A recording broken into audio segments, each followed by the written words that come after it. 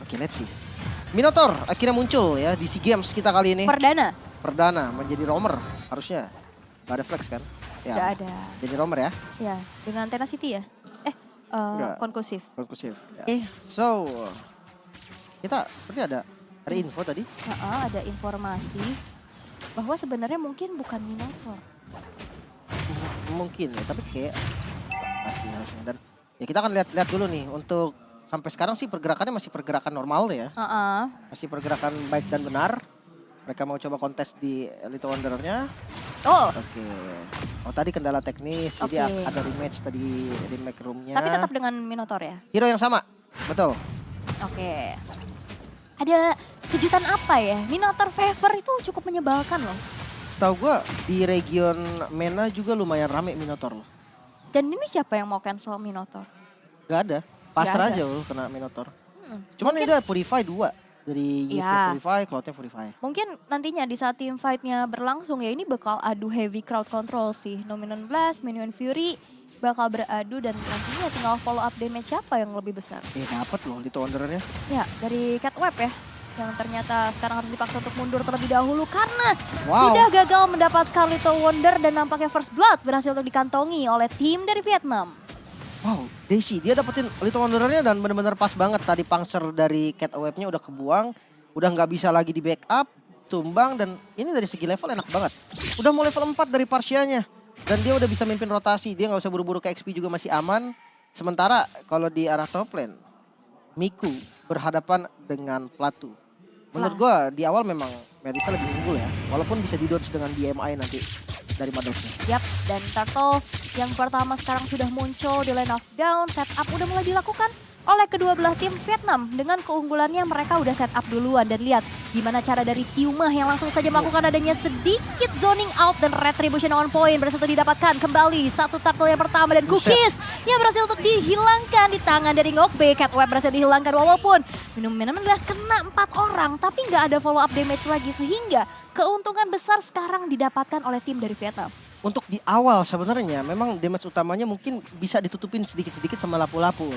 Cuman kalau Yves belum bisa di awal ya, di awal banget. Dia damage di Yves di awal tuh gak terlalu sakit. Memang yang diandelin tuh slow efeknya sama crowdnya. Itu yang memang diandelin untuk biasanya maka rotasinya ke arah gold lane. Nah di gold lane kan marksman ada damage lah. Mungkin buat dikasih follow up, jungle juga biasa ikut. Tapi ya kalau kayak tadi cukup sayang aja jadinya. Nominon Blast yang bagus banget setupnya gak ada yang follow. Iya dan sebenarnya kalau misalkan dari segi match up head to head antara kedua belah mid laner, ya Varsia lebih paket komplit gak sih? Dia punya escapability, dia punya efek stun juga, damage-nya gede juga dari segi area yang besar. Jadi di saat nantinya ada adu high ground yang tadi kita lihat, Varsia pasti punya damage yang bahkan menyumbangkan damage lebih besar. Setuju gua kalau masalah Varsia. Selama Lancelot-nya nggak bisa masuk belakang ya. ya. Tapi lihat di situ ada Banteng yang benar-benar menjaga di depan gitu loh. Oh, ya, Banteng yang menjadi benteng. Mau gak mau Minonya main di tunggu aja gitu kan, gak usah buru-buru masuk kan. Karena 2 orang ini pasti masuk loh. 3 bahkan sama lapu-lapu. Yap. Pasti maju. Aku cukup respect banget nih sama dengan adanya pemilihan battle spell Purify. Di saat mereka mau coba tabrak, kita tahu banyak banget crowd control yang dimiliki oleh Vietnam. Mereka mau nabrak tanpa gangguan sama sekali. Jadi ya Purify menjadi sebuah jawaban atas respect yang dimiliki oleh teman-teman dari Laos. Dan masih terjadi adanya sedikit kendala ya. Mohon bersabar teman-teman. Sabar. Ya, kita doakan saja semoga nantinya lancar ya. Lancar harusnya. Pokoknya kondisi terbaik buat mereka berdua. Dan dari Vietnam kali ini ada sedikit troubleshooting tadi. Terlihat juga sebenarnya dari kamera ada yang mengangkat tangan. Ya, kalau mengangkat kaki nanti 4 player dong yang main. Kalau mengangkat kaki pulang dia, Bang. Mengangkat jemuran nanti emaknya marah-marah. Makanya dibilang angkat galon sekalian Ul ya. Aduh. Itu masih bisa. Dan strong. Sebenarnya tapi kita akan kembali kepada game yang sekarang sudah berlanjut. Vietnam dengan 2.300 keunggulan nih. Di awal ini angka yang lumayan bahaya, Ul. Masalahnya baru menit 4. Kalau udah menit 8 gitu kayak oke lah 2000. Paling berbeda sedikit banget itu dan setup sepertinya. Wow, dengan adanya Dominos tapi tercancel nampaknya. Dengan adanya satu buah geprekan yang dilakukan oleh Tiumah dan bahkan peperangan gak berhenti sampai situ. Ada yang terjebak sendirian, Bumblebee kali ini berhasil untuk dihilangkan Dari sisi Laos tersisa 4 player aja dengan adanya Turtle yang sudah diamankan mencoba untuk dikejar. Tapi Cookies gak bisa lagi bertahan terlalu lama walaupun di sisi lain. Plato memberikan sedikit dealing damage-nya. Dicicil sedikit demi sedikit. Flicker ke depan dan bahkan satu buah Curse of Crow dan Energy Impact. Hampir saja bisa menumbangkan Plato. Tapi Plato masih punya Battle Mirror Image untuk mundur dan selamat dari sergapan yang dilakukan oleh Vietnam. Oke, dan sebelum Plato mundur tadi dia udah clear minion di arah mid lane-nya. Jadi mid lane-nya nggak bakal di-push karena keadaannya tadi udah nggak bagus nih. Kalau tadi kena push itu bahaya. Kenapa? Karena udah nggak ada gold turret nih lihat di tengah. Wah, ini tadi sudah berkedok bilong. Nge-push terus ya. Nge-push terus ya. Dan kita akan melihat dari replay pertarungan di arah Turtle-nya tadi yang dimana kita tahu nih. Sebenarnya setup yang bagus banget coba dilakukan sama teman-teman dari Laos. Namun invasi dari Vietnam pun ini bukan main. Dia berani untuk tabrak, dia siap untuk kontes, retribusinya juga on point banget. Dan lihat Blazing Duetnya dipakai untuk clear minion juga. Sehingga midnya masih cukup aman. Yap, wah ini Yuma siap memakan damage ya. Siap banget ya. Bakal berada di garda terdepan pastinya dengan favor ya, dia udah pede banget sih. Efek hilapnya juga pasti bakal lebih besar. Dan kita bisa lihat level yang bisa diunggulkan oleh Mi sebagai jungler. Satu level di atas dari Cat Oweb. Dimana sisi-sisi yang dimiliki oleh Vietnam ini cukup ngeganggu. Tadi Bumblebee aja tercancel loh dari nomor 16 ya. Itu pas banget sih tadi timingnya. Padahal dia udah pakai flicker loh. Ya dia lompat langsung. Iya. Dan sebenarnya perbedaan level dari jungle ya menjadi satu poin yang lumayan penting. Tapi lihat dari goldnya Ul. Ini udah hampir ke 4.000 Vietnam pegang loh. Ini bedanya udah mulai satu item nih nanti. Yap.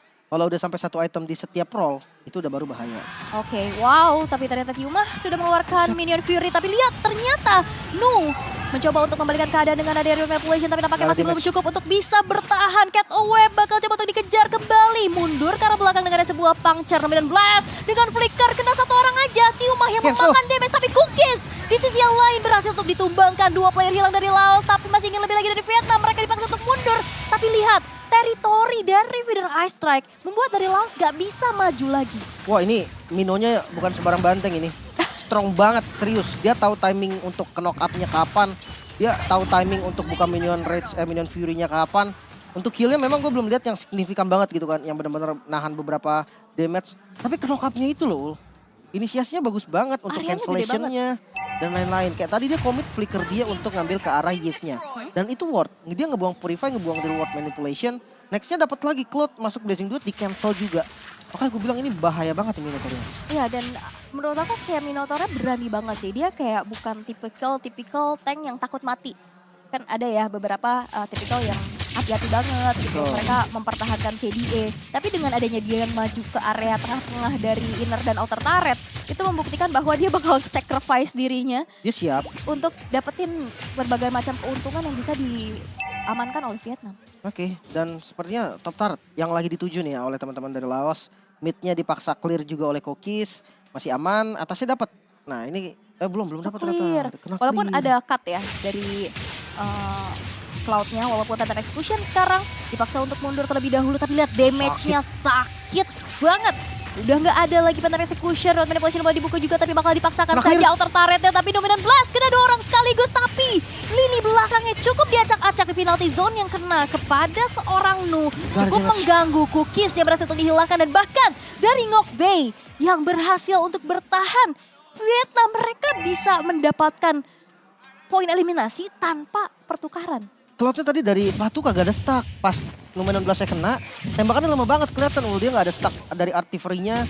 Dan sementara kalau di bagian belakang, ya tadi kita lihat dari Cat Wave-nya, dari teman-teman dari Laos semua ditutup. Habis semua sama Ngok B. Ini benar-benar kuat banget. Mereka tahu tugasnya masing-masing. Mereka nggak bingung ketika Big War. Walaupun tadi kondisinya nggak ada ulti Parsia sebenarnya. Feeder Ice Strike-nya masih di cooldown. Ya. Tapi ya mereka bisa maksimalin semuanya.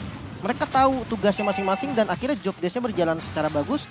Dan ya itu dia, warnya kayak terlihat timpang Vietnam yang unggul gitu loh. Yap, dan mereka dari Vietnam dengan keunggulan yang sudah dimiliki, mereka udah gak segan-segan. Yang ada di depannya kan dari Cookies-nya.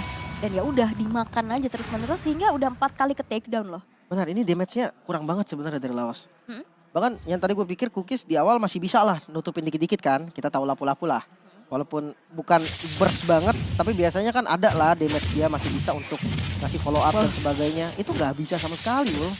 Nih palunya, palu Thor. Waduh, Reman ini. Reman banget ya. cukup sulit sih untuk bisa berhadapan apalagi dalam keadaan under ya dari lapu-lapunya sendiri. Vietnam yang sekarang sudah mengantongi 5.000 keunggulan. Lord yang pertama akan menjadi kontes nampaknya. Iya. Dan enak banget buat Vietnam pegang Lord Yo, duluan. Radian. Waduh, udah susah banget tumbang sih ini dari Minotaur. Golden Staff juga nih untuk Miku. Jadi damage fisikalnya udah ketutup sekarang. Bahkan landing jauhnya masih dimainin sama mereka. Di reset lagi, dimainin lagi landing jauhnya kurang bagus, dia bisa reset lagi.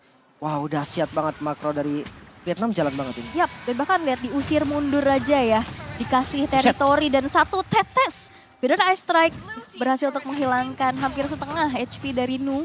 Yang akhirnya membuat mereka harus mundur dan merelakan auto turret di Arami. Tapi lihat Tiuma yang langsung saja maju dan memberikan badannya dengan ada Minion Fury. Walaupun memang nggak dapetin siapa-siapa. Tapi setidaknya mencicil dan menjadi efek pukul mundur untuk lawan. Ngebuang flicker juga sebenarnya dari Bumblebee-nya. Jadi lumayan banget.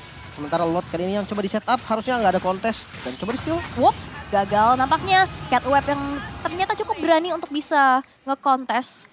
Tapi justru yang harus terpunish walaupun kita lihat di arah top lane.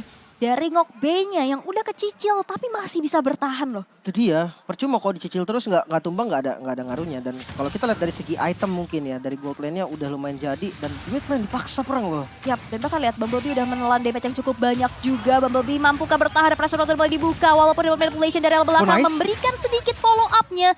Masih bisa bertahan Bumblebee walaupun informasi sudah disampaikan bahwa Yif udah nggak ada reward manipulation. Wah, itu source yang lumayan mahal loh. Reward manipulation penting banget dari segi areanya, dari segi damage-nya juga dibutuhin banget. Yang pasti Cloud-nya satu, dia nggak boleh nge-target kebanyakan ke Minotaur. Bahkan poking damage pun gua rasa nggak terlalu banyak impact.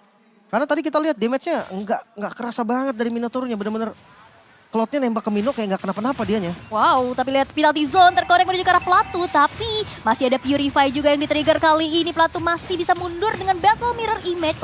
Yang membuat dirinya selamat. Tapi Cookies again and again harus terpunish dan dimakan oleh teman-teman dari Vietnam. Berfokus menuju ke arah base turret di arah bottom lane. Bakal coba untuk di-defense sekuat tenaga dengan blast. Tapi nampaknya belum kena ke arah siapa-siapa. Karena belum bisa matang ya. Belum kelar masaknya bro. Iya, langsung belum kelar dipencet udah lagi diangkat ya gitu lah. Masih mentah bro.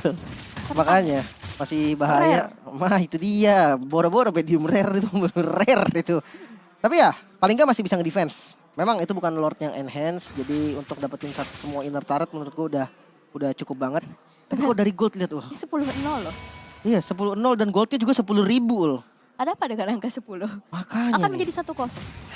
Bisa Pasti jadinya, dong. bisa 0-1 atau 1-0 bisa. Bener juga, tapi nampaknya sudah ada sedikit sneaky peeky menuju ke arah bottom lane dengan adanya penalty zone yang mencoba untuk defense Ngokbe. Langsung dimakan tapi berbagai macam resource itu keluar untuk numbangin Ngokbe. Bahkan mereka melupakan adanya base turret yang bisa aja di-push terus menerus oleh teman-teman dari Vietnam. Nah, sisi positifnya mereka bisa ngepanis paling gak.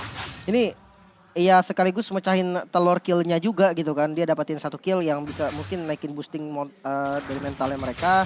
Dan ya satu, Ngokbe udah harus hati-hati juga. Dia harus udah respect. Oke, gue bisa di take down.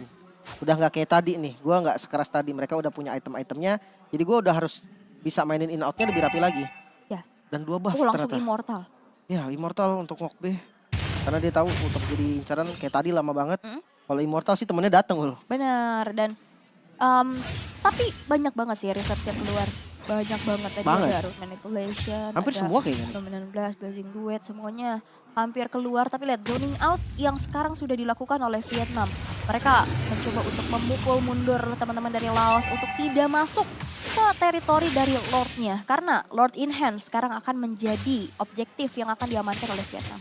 Ini mau di kontes kah? Karena kalau lihat dari perbedaan gold agak ngeri sebenarnya nge-kontes kayak gini. Beda itemnya nih hampir 1,5 item per hero loh. Iya.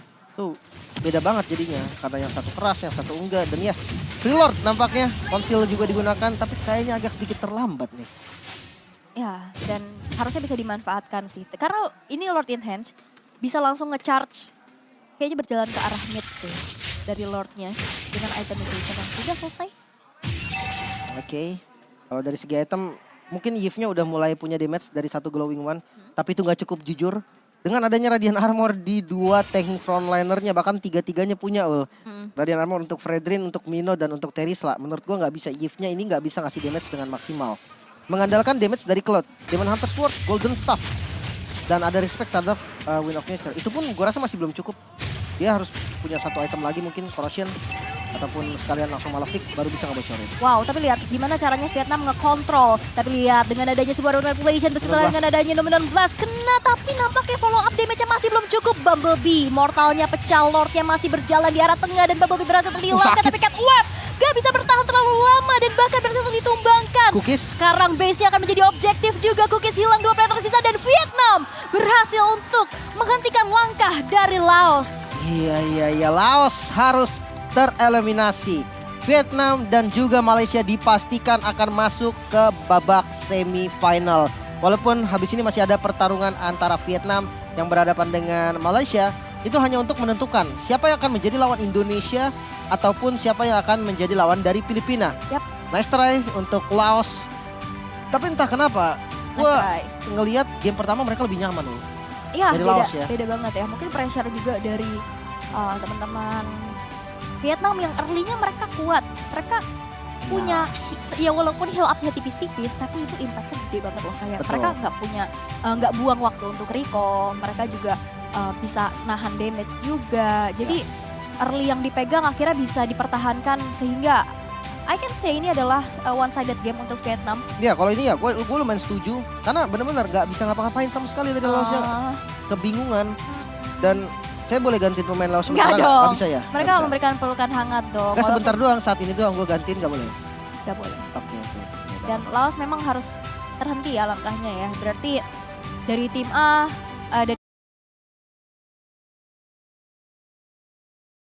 di grup A Kamboja yang harus menghentikan langkahnya. Kalau dari grup B berarti Laos.